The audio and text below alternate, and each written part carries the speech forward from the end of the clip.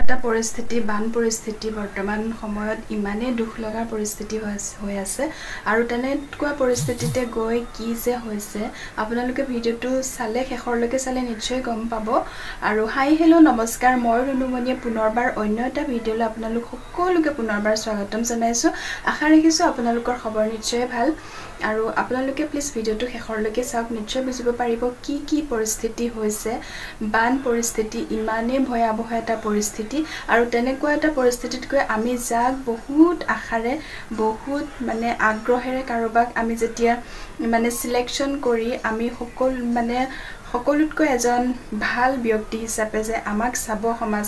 সমাজখনক চাব বিপদত পৰিলে সমাজক চাব তেনেকুৱা ধৰণৰ আমি ভাবি আমি কাৰোবাক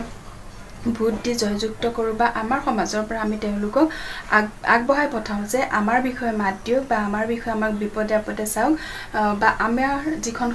সমাজখনক সুকলমে চলাই নিয়ক তাকে কৰিবৰ কাৰণে আমি তেওঁলোকক আগবঢ়াই দিওঁ আৰু তেওঁলোকে সময়ত কি কৰে আপোনালোকে প্লিজ ভিডিওটো শেষৰলৈকে চালে নিশ্চয় গম পাব আৰু কাৰ কথা মই ক'ব লগা আছে প্লিজ আপোনালোকে ভিডিওটো অলপো স্কিপ নকৰাকৈ শেষৰলৈকে চাব বুলি আশা কৰোঁ তেনেহ'লে বলক আমি ভিডিওটো মাজলৈ যাওঁ